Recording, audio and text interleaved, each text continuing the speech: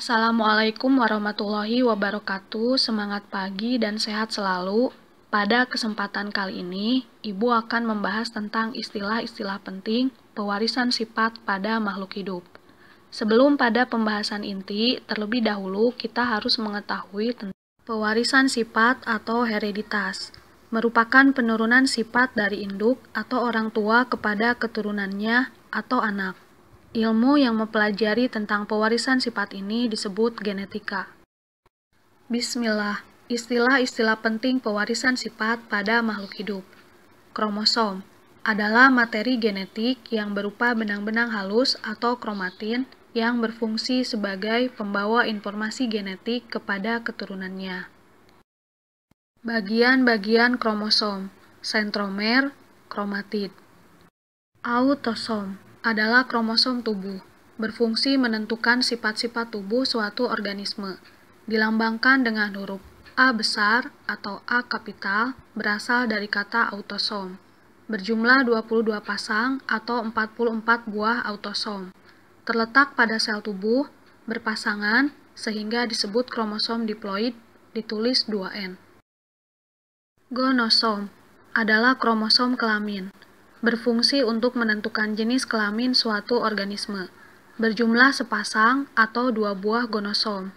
Pada laki-laki dilambangkan dengan huruf X dan Y besar atau kapital. Pada perempuan dilambangkan dengan huruf XX besar atau kapital. Terletak pada sel kelamin. Tidak berpasangan sehingga disebut kromosom haploid, ditulis N. Kariotip adalah susunan kromosom. Kariotip kromosom laki-laki rumusnya 22, A besar atau kapital, plus XY besar atau kapital. Kariotip kromosom perempuan, rumusnya 22, A besar atau kapital, plus XX besar atau kapital. Kariotip sel sperma, rumusnya 22A, plus X besar atau kapital, atau 22A besar plus Y besar atau kapital. Kariotip sel ovum, rumusnya 22A besar atau kapital plus X besar atau kapital. Gen adalah substansi pembawa sifat keturunan yang terdiri atas senyawa kimia, berfungsi sebagai penentu sifat-sifat suatu makhluk hidup. Genotip adalah sifat menurun yang tersembunyi dan tidak nampak dari luar. Fenotip adalah sifat menurun yang nampak dari luar dan bisa diamati indera, misalnya tinggi badan, kulit putih. Dan ada pula yang tidak bisa diamati indera secara langsung, misalnya fisiologi dan biokimiawi. Nukleotida adalah blok pembangun asam nukleat.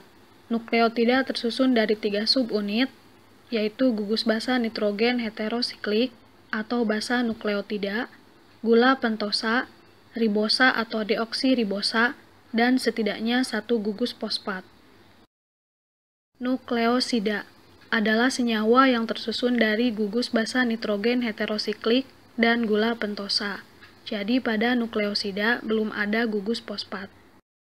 Perhatikan gambar berikut. Terlihat jelas pada gambar perbedaan antara molekul nukleosida dan molekul nukleotida. Jadi nukleotida terbentuk dari molekul nukleosida dan gugus fosfat. Basa nitrogen adalah molekul organik dengan atom nitrogen yang memiliki sifat kimia basa. Basa nitrogen berfungsi mengikat asam nukleat. Basa purin adalah merupakan basa nitrogen yang mempunyai struktur heterosiklik yang terkandung dalam DNA dan RNA. Senyawa golongan purin terdiri atas adenin, ditulis huruf A besar atau kapital, dan guanin, ditulis huruf G besar atau kapital. Basa pirimidin merupakan basa nitrogen, terdiri atas sitosin, ditulis huruf C besar atau kapital, timin, ditulis huruf T besar atau kapital, dan urasil, ditulis huruf U besar atau kapital. Ikatan hidrogen adalah sejenis gaya tarik antar molekul atau antar dipol-dipol yang terjadi antara 2 muatan listrik parsial dengan polaritas yang berlawanan. Ikatan hidrogen terjadi ketika sebuah molekul memiliki atom N, O, atau F yang mempunyai pasangan elektron bebas. Ikatan glikosidik adalah jenis ikatan kovalen yang menggabungkan molekul karbohidrat atau gula ke kelompok lain yang mungkin atau mungkin bukan karbohidrat yang lain, misalnya antara dua monosakarida. Glikosida adalah zat yang mengandung ikatan glikosidik.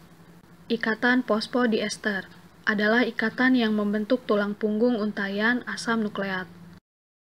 Protein histon adalah protein yang sangat basa yang ditemukan dalam inti sel eukariotik yang terbungkus DNA, yang kemudian bersama DNA menyusun struktur nukleosom.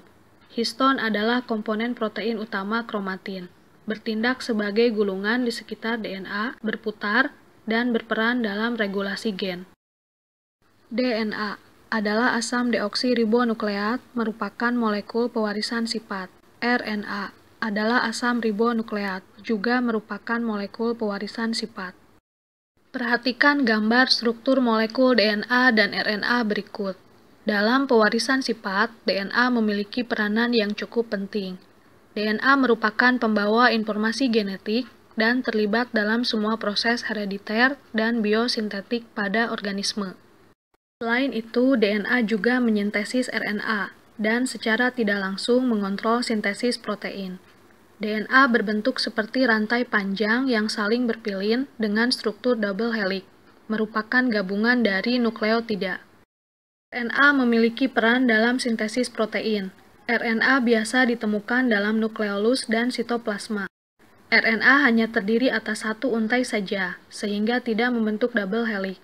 Gula pada DNA adalah deoksiribosa, gula pada RNA adalah ribosa. Basa nitrogen yang menyusun DNA adalah adenin, dilambangkan huruf A besar atau kapital, selalu berpasangan dengan timin, dilambangkan dengan huruf T besar atau kapital, serta guanin, dilambangkan dengan huruf G besar atau kapital, yang selalu berpasangan dengan sitosin, dilambangkan dengan huruf C besar atau kapital. Pada RNA, tidak terdapat basa nitrogen timin. Basa nitrogen timin pada RNA digantikan oleh basa nitrogen urasil, ditulis dengan huruf U besar atau kapital. Sehingga pada RNA, adenin akan berpasangan dengan urasil dan guanin akan berpasangan dengan sitosin. Alela atau alel adalah pasangan gen yang terletak dalam lokus yang bersesuaian pada kromosom homolog dengan tugas yang sama atau berlawanan untuk suatu sifat tertentu. Merupakan variasi atau bentuk alternatif dari suatu gen, misalnya gen G besar atau kapital dan gen G kecil atau non-kapital, disebut alela, jadi merupakan pasangannya. Sifat dominan adalah sifat yang mengalahkan atau menutupi sifat yang lain. Gen dominan adalah gen kuat dan mampu menonjolkan sifat yang dibawanya sehingga sifat tersebut muncul pada keturunannya. Gen dominan disimbolkan dengan huruf kapital, misalnya disimbolkan dengan huruf G besar atau G kapital.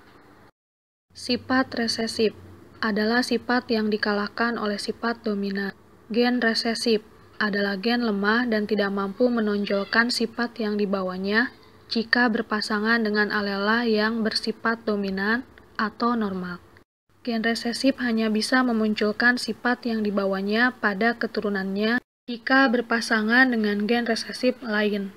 Gen resesif disimbolkan dengan huruf non-kapital, misalnya disimbolkan dengan huruf G kecil atau G non-kapital. Intermediate adalah sifat gen yang tidak dominan dan tidak resesif. Parental adalah induk atau orang tua, disimbolkan dengan huruf P besar atau P kapital. Perhatikan simbol parental untuk kelamin jantan dan simbol parental untuk kelamin betina.